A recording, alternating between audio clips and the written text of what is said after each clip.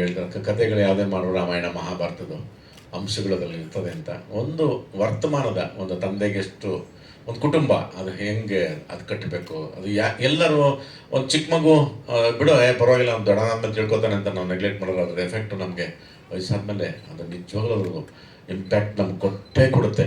ಅದಕ್ಕೋಸ್ಕರ ನಾವು ಏನು ಮಾತಾಡ್ತೀವಲ್ಲ ಅದು ತುಂಬ ತುಂಬ ತುಂಬ ಮುಖ್ಯ. ಅದನ್ನು ಶ್ರೀಕಾಂತ್ ಅವರು ತುಂಬ ಅಂಡರ್ಲೈನ್ ಆಗಿ ಮಾಡಿದ್ದಾರೆ. ಅದಿನ್ನೇನು ಅಶ್ವಿನಿ ದೇವತೆಗಳು ಅಸ್ತು ಅಂದ್ಬಿಡ್ತಾರೆ ಅಂತಲ್ಲ, ಆ ಮಕ್ಕಳು ಆ ವಯಸ್ಸಿಗೆ ಆ ಕಿವಿಯೊಳಗೆ ಹೋಗ್ತಾ ಇದ್ದರೆ ಅದನ್ನು ಹಾಗೆ ತುಂಬ್ಕೊತಾ ಹೋಗ್ತಾರೆ. ಆಮೇಲೆ ನಾವು ಕೊನೆ ಇದರಲ್ಲಿ ನಾವು ಸುಮ್ಮನೆ ಪ್ರತಾಪಿಸ್ಬಿಟ್ರೆ ಪ್ರಯೋಜನ ಆಗಲ್ಲ.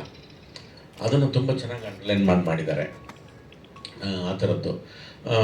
ಇನ್ನು ನಿಜವಾಗ್ಲೂ ಮಗ ಅಂದರೆ ಎಂಥ ಮಗ ಇರಬೇಕು, ತಾಯಿ ಅಂತ ಮಗ ಇರಬೇಕು, ಅದನ್ನು ಮಮಕಾರ ತೋರಿಸೋ ಮಗ ಇರಬೇಕು.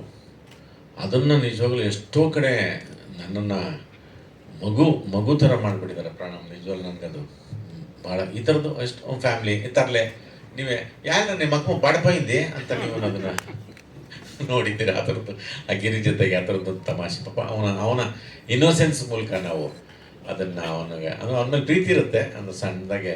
ಆ ಥರದ್ದೇನೋ ಒಂದು ಈ ಥರದ್ದು ಇಷ್ಟು ಇನ್ನು ಇದು ತುಂಬ ಅಷ್ಟು ಒಳ್ಳೆಯ ಅಂಶಗಳನ್ನು ಇಟ್ಕೊಂಡು ನಾವಿನ್ನು